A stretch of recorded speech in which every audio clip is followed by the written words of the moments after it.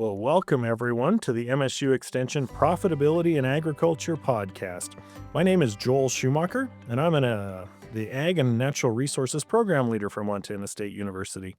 This series that we have is spotlighting our different subject matter experts and others who have applied research and outreach that helps Montana farmers and ranchers make informed decisions, profitable decisions across Montana. And today, we are going to be discussing conservation with Dr. Kelsey Larson. A little bit more background before we jump into today's topic about who we are here at MSU Extension. So we're an organization. We have about 97 MSU Extension agents that are housed in counties and reservations across Montana. We have about 45 subject matter experts serving local needs across Montana's 56 counties and 7 reservations. Our goal is to improve the lives and communities across the state by providing unbiased research-based education. And we integrate learning, discovery, and engagement to strengthen our social and economic and environmental well-being of Montana. So today, I'm excited to have Dr. Kelsey Larson with us. And today we get to narrow in on something that I could learn a little more about myself. So I'm hoping that I will get a chance to do that. But we're going to talk about conservation and kind of focus in a little bit on some easements and some programs that provide some payments to farmers in exchange for some of those. So why don't we start? Kelsey, do you want to introduce yourself, say a little bit about your background, and then we'll jump in? Yeah, absolutely. So I'm a Bozeman native myself, grew up right here in Bozeman, Montana. Recently completed my PhD in economics at MIT and came back, and I'm very excited to be part of the staff here at MSU. My research is generally how do we design some of these conservation programs to work better both for producers and for meeting environmental goals. So, in extension, I try to help Montana producers understand how these different environmental programs can help fit into their operation and both boost their profitability and improve environmental outcomes. All right. Well, let's jump in here into some of the topics. So let's first get started with a few definitions. What is a conservation easement? Okay, so a conservation easement is a legal agreement between a landowner and a land trust. And basically, the landowner permanently gives up the right to develop their parcel of land. And in exchange for that, they get certain tax breaks and incentives if they donate that easement. Or if they sell the easement, they may get a payment for doing so. Um, so these are somewhat flexible. Easements can cover a range of different terms. Some of them will allow a wide range of different agricultural uses on the land. Some of them will restrict land to be open natural space only. It's really going to depend on both the goal of the land trust you're donating it to and the goal of you as the landowner. And the land trusts who accept these easements can range from nonprofit organizations um, to both federal government organizations and local and state governments. In Montana, about 60% of easements are held by nonprofit organizations, with then the remaining 30% going to federal easements and 10% in local and state hands. Okay.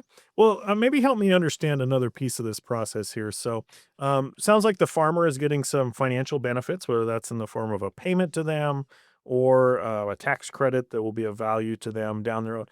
So why would the government want to provide a tax incentive to somebody? And why would maybe private dollars want to flow? Why would I pay a farmer to do something on their land that I don't own? Yeah, absolutely. A lot of the concern here is because, as we've all seen here in Montana in the last 20 years, there's been an enormous amount of land use change. Something like 1.2 million acres were converted from agricultural and open space land to mostly residential development in the last 20 years. And as we try to look for a way as a state to keep, allowing development to happen when it needs to happen, but also keeping our agricultural sector thriving, keeping our outdoor spaces that we value. Conservation easements are a way to steer development away from some of the most high value locations and towards some of the areas that we can afford to allow turn into housing. So we want to put agricultural easements on prime agricultural land so that future operations and some of the young farmers who are trying to start up right now will still have places that they can start. Similarly for open space, if we've got a beautiful piece of natural habitat, we want to keep it natural habitat, you put a pure conservation easement on it. And it can actually be an enormously helpful structure for one of the pressures that young farmers feel in recent years, especially, is the challenge of rising land prices. It's very, very difficult if you're an aspiring rancher, especially if you're somewhere near Bozeman or Missoula or Kalispell, to be competing with developers when you're trying to bid for your first land. If a land is under an agricultural conservation easement, it's only allowed to be sold for agricultural purposes. So it is going to go for a lower price because those developers can't bid it up. So if you put your land under an agricultural easement, it means that future, beginning farmers are going to have a much easier time buying that land so they can turn it into a profitable operation. Okay, well, that helps. It also brings up another question, maybe that you can clarify for me. So, if I'm a landowner, sounds mostly what I'm hearing from you is that putting an easement on my land prevents me from changing my current uses on the land. So, I'm currently, raising hay. This prevents me from building apartment condos down the road. Mhm. Is that the main way to think about this, or should I also think about this in the sense of, hey, I've currently been raising alfalfa on this practice. Now with an easement, I can only graze this land. Mm. Yeah, usually, so this is one of the key parts of negotiating any easement is going to be a conversation between you and the land trust you're working with. Now, different land trusts have different goals. Some of them, for example, are nonprofits that they exist just to preserve Montana agriculture. So they will happily write an easement with you that leaves you open to any kind of agriculture. So you could switch around grazing, alfalfa, row crops, whatever it is you're going to do, as long as you're not trying to build that condo. Okay. On the other hand, if you're working with, say, um, a group that really cares about a particular species of wildlife, maybe they're going to say, we want you to keep this in rangeland that's going to be more friendly to, say, elk passing across it or something like that. Um, so it's really an easement starts with a conversation about what are your goals in preserving this land? What do you want to see out of this land going forward? And then you wanna look for a land trust who is willing to partner with that vision. Okay, so there's some variability on easements too, then is kind of what I'm picking up here that, if you hear that someone in Billings, outside of Billings has an easement, it might have different restrictions than an easement that's outside of Kalispell. Absolutely, and you can build, some flexibility within easements as well, in the sense that you could decide, "I've got 1,000 acres here, 950 acres of them, we're gonna agree will never be developed. 50 acres, we're gonna leave some flexibility that I could build, say, a second house for family members at some point, or if I had some additional side business that I wanted to build a building for, I could still build it on that remaining stretch of the parcel." Now, the looser you make those restrictions, generally the smaller the tax benefits or the payments that you'll get for it would be. So that's something you're trading off a bit. But designing an easement's a good time to think about where could you imagine the next 50 years going for you, for your heirs, and making sure you're leaving enough room for whatever they might want to do. And are these easements a time period? I mean, is this a 50-year easement or is this a forever easement or how does that work? These conservation easements, in order to be eligible for federal tax incentives, it has to be completely permanent. It goes with the deed, it restricts you, it restricts all future landowners. You can still buy or sell the land as you normally would, but you no longer own the right to develop it effectively. It's a little bit like a road easement in that sense, that once you've sold somebody the right to build a road easement, they have that. You can't just say, no, we're done, I'm pulling that back. Sure. All right. Well, as a landowner, can you kind of lay out what are the pros and cons of this, and does this make them more profitable? Yeah, so one of the places landowners have found this very helpful is generational transitions. Especially if, let's imagine, in the next generation, maybe one sibling wants to keep the agricultural operation, one would like to sell their portion. Um, the sibling who is staying in agriculture will be able to buy that portion at a cheaper price because they're only buying the right for agriculture. They've given that right for development away. And so that's going to perhaps smooth and make it easier for that agricultural sibling to keep that up. The other benefit of it is essentially it's going to give you some immediate cash flow. whether it's in terms of the tax incentives, which you can use over the next 15 years after you have made an easement donation, or if it's in terms of somebody writing you a direct check for um, purchasing an easement. So you get some immediate cash flow. And so this can be a good opportunity to sit down and say, hey, what investments can I make in my operation today that are going to help me have a more profitable operation tomorrow? Okay. Yeah, I see how you might be want to think through some of those things, and it could be part of your transition plan as well. I would So, say the big caution I would have for folks in regards to this is simply this is very, very permanent. Once you have an easement in place, there is pretty much no changing it. So you want to think about those terms. Make sure that you're leaving flexibility for, if you're building an extra outbuilding, you need to explicitly leave the room to do that in your easement. And you might expect, like, part of this is if you end up selling your ranch down the road, you're gonna sell it for a lower price than you would have without an easement. That's what you're getting paid for with the tax incentives or the payment today. But if that was gonna be part of, like, your long-term financial plan was that you were relying on the money from that sale, you're gonna want to think about that before you place an easement. if easements are permanent, is there any other programs that are shorter term that people have utilized, or is it kind of easements or Hmm. nothing? There are actually shorter term programs. One of them that is commonly used on agricultural land is the Conservation Reserve Program, or CRP. Now, challenging vocab thing here. These are also called easements, but they're a very different legal structure. Basically, the USDA will pay you to retire land, particularly marginal erodible land, for a shorter time period, 10 to 20 years usually, possibly renewable. And they'll have you, depending on your contract, you can offer to do things like plant native plants over it or plant some trees over it. So that can be a good way if you have some land that in our current challenging price environment isn't very profitable for you, um, or that you think this land could use a period of rest in order to restore some fertility. Conservation reserve program can be an option for you. But that will give you the option that if in 10 or 20 years you want to bring that back into production, you can. All right, so that's sort of a shorter term option if you're maybe thinking about some of these things, but that might be another program to consider. You mentioned that was a USDA program. Are there other USDA programs that are also related to conservation that producers might be interested in? Oh boy, are there.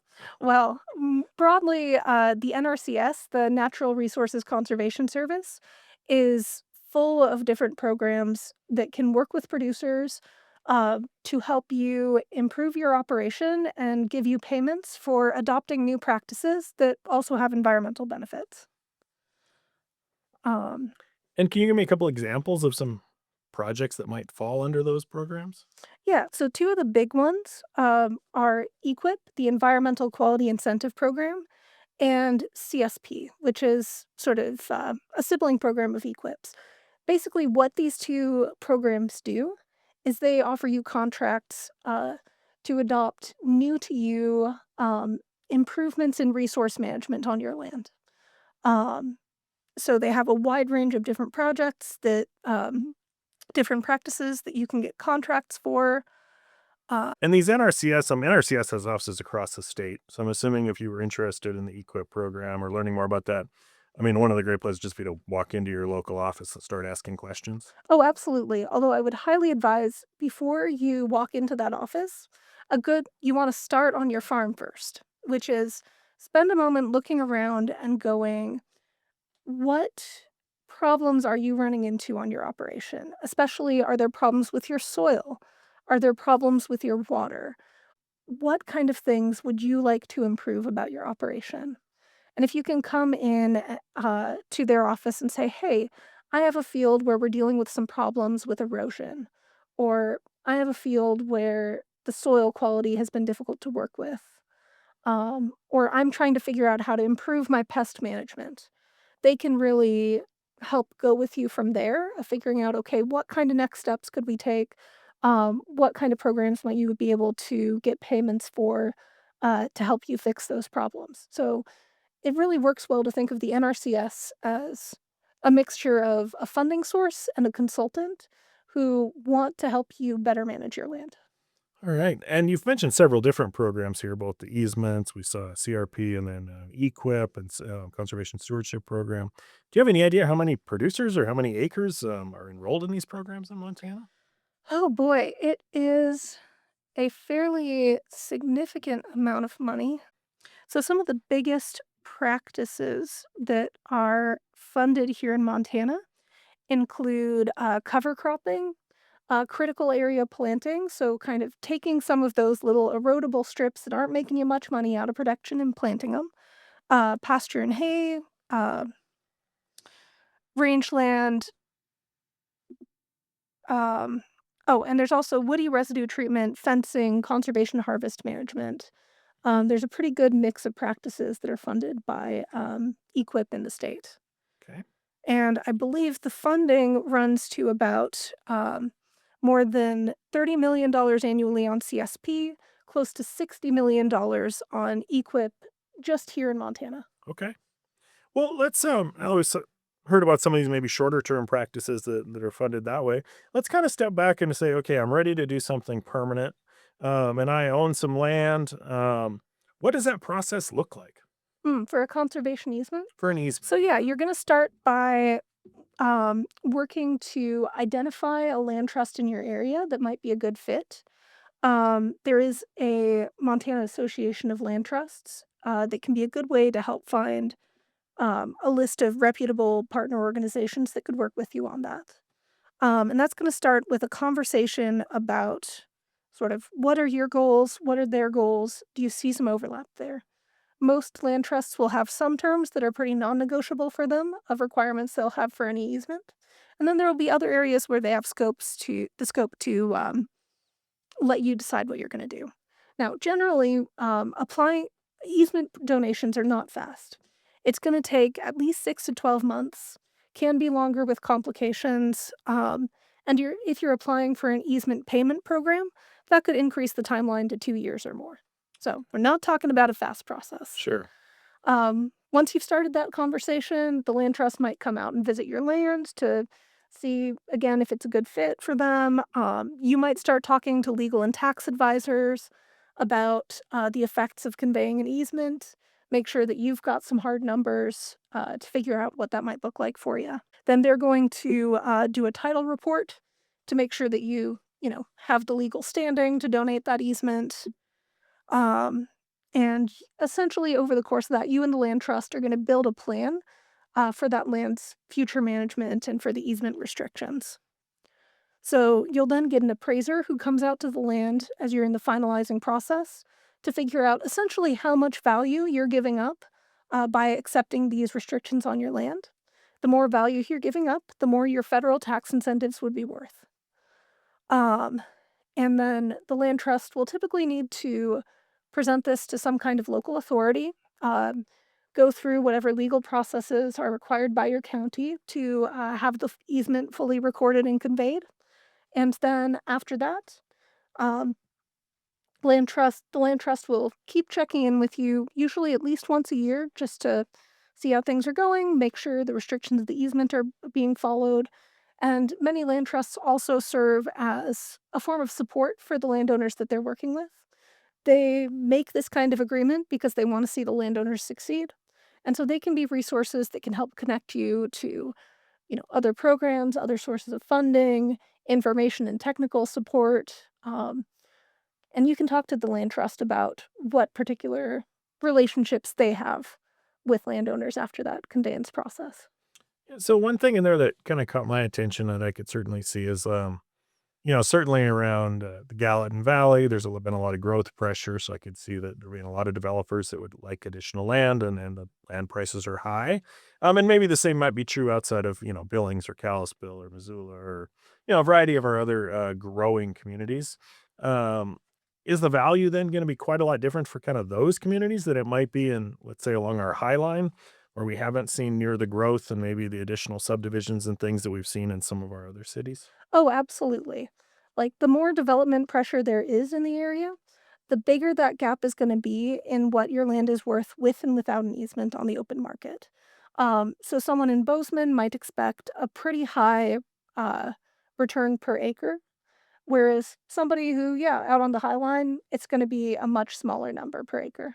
Okay, so it does location matters. What you're telling- Absolutely. Sounds like a real estate story I've heard before. It also matters in terms of what payment programs you might be eligible. So, um, generally, if you are getting the tax incentives, it's going to depend on your income bracket because it's treated like a charitable donation if you're donating an incentive, and you can draw down on use some of those to essentially reduce your taxable income over the next 15 years. So, depending on what bracket you're in, you might be getting 10 to 20% of the value you're donating back in tax credits if you're donating. On the other hand, if you are selling, some of those programs can get much higher values because some nonprofits are able to, and some government organizations will purchase easements outright, but they're going to be pretty picky about what they accept for purchases since they're paying top dollar. So one of the big ones for that is ASAP, which is a USDA program that purchases conservation easements. Some of it for land retirement. If you're on land that used to be wetlands or is wetlands, they will purchase those easements at 100% of the value you're giving up. Um, Now, they also have agricultural easements that they will purchase at 40% of the value that still let you keep it in agriculture. So, pretty good deals there. There's also, within Montana, a number of different counties that have open lands funds. Gallatin County is one of them. There's a few other counties around some of the major cities and high development pressure areas that have similar programs. And those will work with local nonprofits to do targeted purchases of easements to help kind of shape that city's development and, keep agriculture and keep open space is a part of these growing communities. And I think hasn't Bozeman also accessed some trail sites too to connect some trails with some purchases they've made through that program? Absolutely. Although I will note, generally, public access isn't a universal requirement of easements. Okay. Most of the time, for most easements, you still don't have to let the public on your land if you don't want to. But yeah, if you're partnering with an organization where the goal is explicitly public access, that's a conversation you might have with them, or if there's going to be a trail that you will allow public access to through your land. Okay. And it sounds like it's not automatic that like hunting rights would have to be transferred or control of those type of things either. No, definitely not. I think a lot of open space easements still allow hunting on them. Okay. And that would be at the kind of discretion of the landowner just as before in terms of who they let on and didn't let on. Yeah, exactly. Like, the default for easements, unless it specifies otherwise, is that you have the ability to restrict action or restrict people on entering your land the same as you did before. They would have to explicitly add on a clause that adds public access for that to change with an easement. So it could be something that's negotiated, but most likely it's not a have to requirement that's in there. Yeah, exactly. So conservation's a huge word with all kinds of different interests and actions and ways to do this. I've heard also about like carbon credits being part of some of the conservation discussion here lately. Can you tell me a little bit about how do carbon credits fit into all this, or is that a totally different idea? Mm. So I will say, even by Montana standards, right now carbon credits are a bit of the Wild West. They're a very new product, in particular agricultural carbon credits. Forests, it's starting to get a bit more mature. If you're preserving forests, there's a few that's been going on for a longer period of time. It makes up about 50% of the US carbon credit market.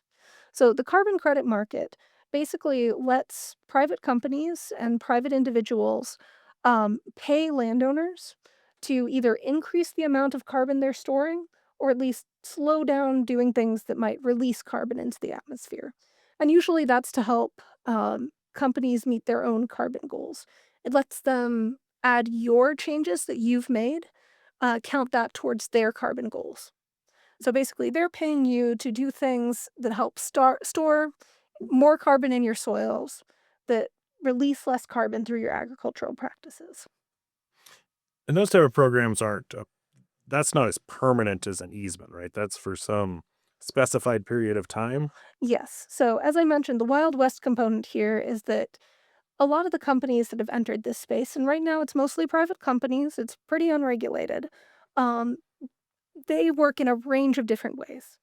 Uh, there's a couple companies that are offering just annual contracts. That's actually fairly uncommon. Most of these companies want you to commit to a practice change for something like 5 to 10 years. And you might get some mixture of upfront payments, annual payments, and then a chunk of payments once they have tested and proven that you have increased your carbon storage over this period of time. And some of the big 2 things that you might do as far as practice changes going, if you're a crop producer, it might be doing either reduced or no-till, um, and it also might be cover cropping, slightly less prominent in Montana here. But basically, anything that's increasing the amount of soil organic matter in your soil is likely gonna be increasing the amount of carbon in your soil, sort of by definition there. So in a best case scenario, this can be a bit of a win-win for producers in these private companies that you can get a contract to help you do something that's going to improve your soil quality, and get some payments for it. However, you do want to really be sure that you're reading the fine detail on these because these programs vary in their requirements so much. You're going to want to check up over what period of time are they going to be monitoring you. What amount of data do they need to verify your practices?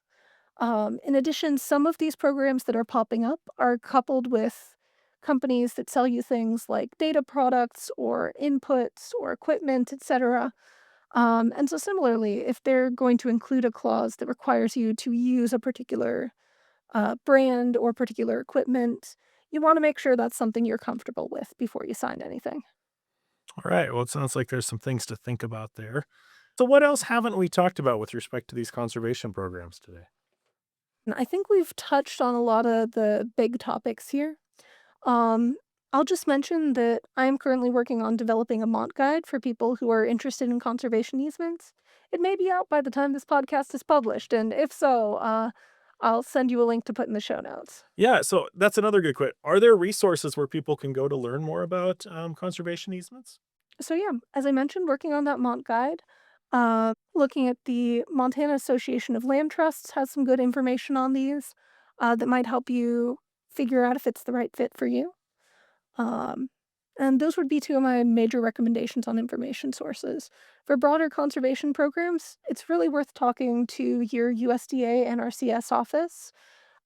They really are there for the joint mission of helping producers succeed and helping improve environmental outcomes. All right. And on the land front trust, I'm assuming they would talk to interested producers as well, just about what kind of programs they have to offer. Those land trusts, do you know how many are in the state, and are they restricted to working? Like, is there one just for Gallatin County and a separate one for Park County, or do they work on a statewide basis? Yeah, there's, I think, at least a few dozen here in the state. Probably about a dozen major ones. So there's some that have a strong particular county geographic focus.